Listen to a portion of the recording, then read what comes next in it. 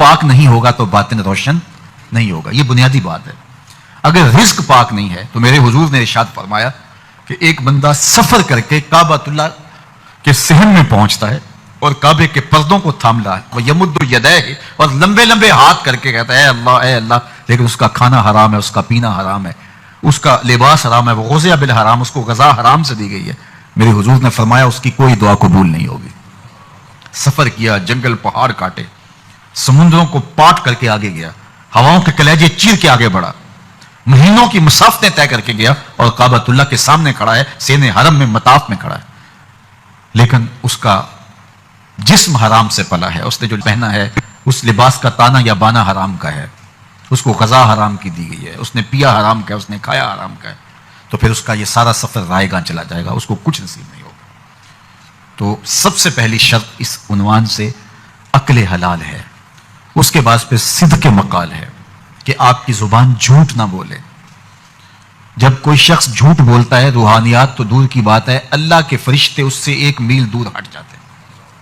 جب کوئی شخص جھوٹ بولتا ہے تو حدیث پاک میں آتا ہے اس کے منہ سے ایک خاص قسم کی بدبو نکلتی ہے.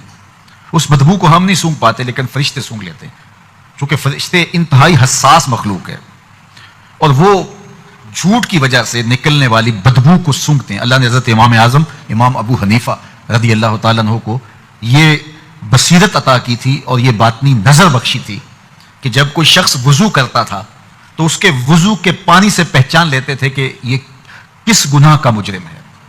جب بندہ وضو کرتا ہے تو وضو سے ہاتھوں کے گناہ جھڑتے ہیں, منہ کے گناہ جھڑتے ہیں, تو وہ وضو کے پانی سے اس بات کو محسوس کرتے تھے. اللہ نے ان کو وہ بصیرت عطا کی تھی, لیکن انہوں نے اللہ کی بارگاہ میں عرض کی مالک مجھ سے یہ چیز چھین لے, یہ چیز مجھے نہیں چاہیے. لوگوں کے بارے میں جو ہے وہ ایسا گمان پھر پیدا ہوتا ہے. تو فرشتوں کو اللہ نے وہ حساس جو ہے وہ پاکیزہ وجود دیا, ان کی حس ایسی ہے کہ وہ بدبو جو انسان بولتا ہے اور لفظوں سے جو اثرات نکلتے ہیں وہ محسوس کرتے ہیں.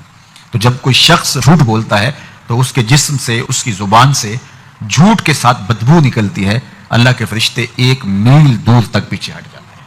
تو مجھے بتائیے جو شخص جھوٹ بولتا ہو کیا اسے کوئی روحانی مرتبہ مل سکتا ہے؟ یہ سوچا بھی نہیں جا سکتا, یہ امکانات سے ہی نہیں ہے.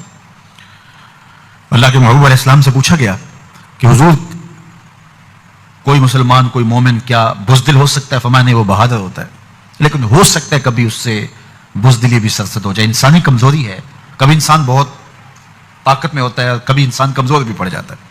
فرمایا ہو سکتا ہے کبھی اس سے ہو بھی جائے. پھر پوچھا کہ بخل کر سکتا ہے؟ فرمایا نہیں, مومن سخی ہوتا ہے لیکن ہو سکتا ہے کبھی اس سے بخل بھی ہو جائے. کبھی کبھی دولت اسے اچھی بھی لگنے لگ جاتی ہے, جس طرح فرمایا گیا کہ اولاد مبخلتن مجبنتن, یہ جو اولاد ہوتی ہے یہ بندے کو بخیل بھی بنا دیتی ہے اور بزدل بھی بنا دیتی ہے.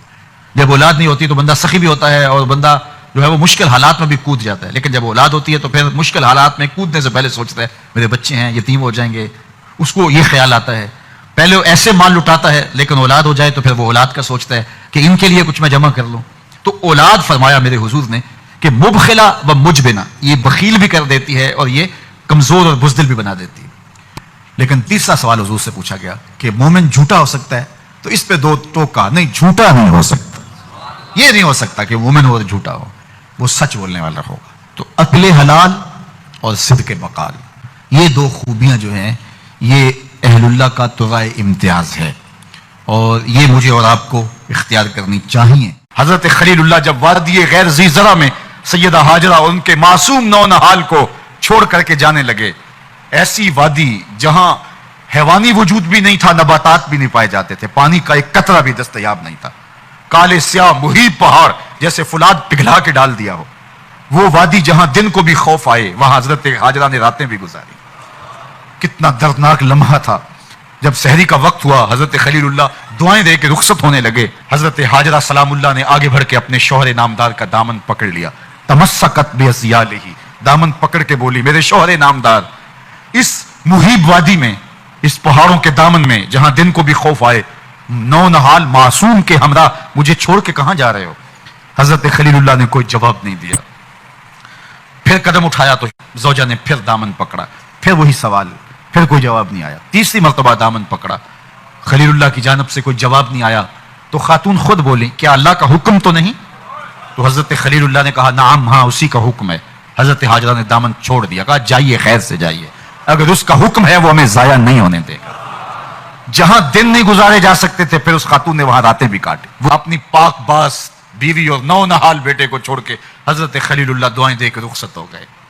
थोड़ा सा तोशा था, 2-1 दिन के बाद खत्म हो गया। फिर मां की छाती से दूध भी खुश्क हो गया। नौ नहाल प्यास से तड़पने लगा। मां तो फिर मां होती है, तड़पती हुई ममता का दिल बेकरार हुआ। एक पत्थर के साए में मासूम इस्माइल अलैहिस्सलाम को लटाया और पानी की तलाश में जबले सफा पे चढ़ी। अतराफ में आसमानों की तरफ देखा, कहीं कोई परिंदे उड़ते दिखाई दें और पानी का निशान मिले और मैं वहां से बेटे के लिए 2 बूंद ले आऊं, लेकिन कुछ दिखाई नहीं दिया। ताहद्दे नजर फैला हुआ आसमान ही आसमान है और पहाड़ ही पहाड़ नीचे दिखाई देते हैं। फिर मरवा पे आई, दरमियान में नशेबी जगह थी, वहां बेटे का मनमोहना चेहरा दिखाई नहीं देता था। दौड़ के गुजरी और जाके सफा पे घूम के देखा, कुछ नजर नहीं आया। इधर भी देख लिया, इधर भी देख लिया, लेकिन मां थी। फिर दोबारा सफा पे आई, सफा पे देखा, कुछ दिखाई नहीं दिया। फिर तड़प के मरवा पे आई, वहां फिर देखा, कुछ दिखाई नहीं दिया। फिर सफा पे आई, कभी सफा पे कभी मरवा पे। तड़पती हुई मां की ममता, बेकरार दिल, उधर पानी की प्यास से तड़पता हुआ मासूम इस्माइल पत्थर की ओट में। दरमियान से मां गुजरती है तो भाग के गुजरती है कि बेटे का मनमोहना चेहरा भी निगाहों के सामने रहे। जरा मंजर तो देखो कितना दिल आवेज है। अल्लाह अकबर, सीनों में पित्ते पानी हो जाएं, पत्थर भी हो तो पिघल जाए इस ज़ोहरा गदास दास्तान से। लेकिन अल्लाह पर तवक्कुल और मां की बेकरारियां, कभी सफा पे कभी मरवा पे, जुबान पे शिकायत नहीं है।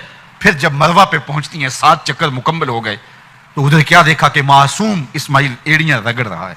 मां का दिल डोलने लगा कि बेटा आखिरी लम्हों में दौड़ी कि बेटे को जाके अपनी छाती से चमटाऊं, हो सकता है 2 कतरे दूध के उसकी जिंदगी की आस बंधा दें। तो मां दौड़ती हुई आई, लेकिन जब करीब आई तो मंजर बदला हुआ था। मासूम की एड़ियों के रगड़ने से ताजा चश्मा फूट रहा है, पानी है कि बेकाबू होना चाह रहा है। आगे बढ़ी, जल्दी जल्दी मट्टी की मंडेरी करते हुए कहा, जम जम रुक जा रुक जा। अल्लाह अकबर।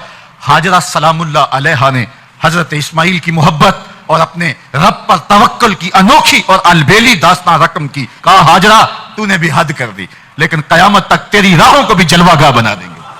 यहां नबी भी दौड़ेंगे, वली भी दौड़ेंगे, गौस भी दौड़ेंगे, कुतुब और अब्दाल भी दौड़ेंगे, शहनशाह भी दौड़ेंगे, कज कुला भी दौड़ेंगे। ये दौड़ना हम इबादत बना देंगे, हत्ता कि इमामुल अंबिया भी उन राहों की साई करते रहे। अजीब रंग, अजीब मंजर और अजीब कैफ का आलम। अच्छा, यहां रुक के एक बात करना चाहूंगा, अगर आपकी तवज्जो हो, जहां हजरत हाजरा दौड़ी और उनके मुबारक कदम वहां लगे और लग के हट गए, आरजी निस्बत है, मुस्तकिल निस्बत नहीं है। जहां उनके कदम लग के हट गए वो जगह तो जलवागाह बन गई, और जहां हुजूर खुद जलवा फरमा है वो गुंबद खजरा जलवागाह क्यों नहीं हो सकता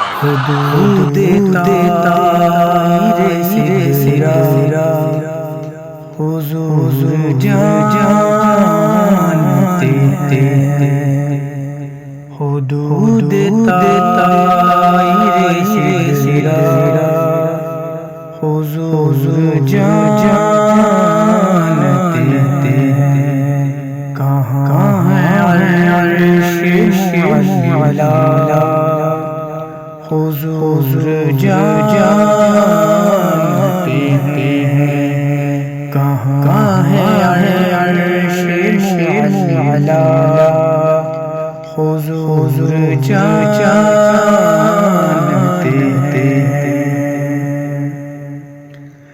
उन्हें खबर कहीं से पढ़ो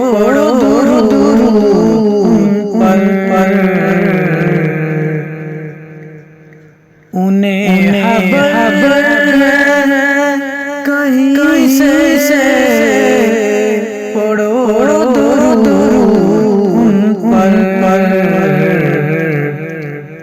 तमाम का नक्शा हुजूर जानते हैं। तमाम का नक्शा हुजूर जानते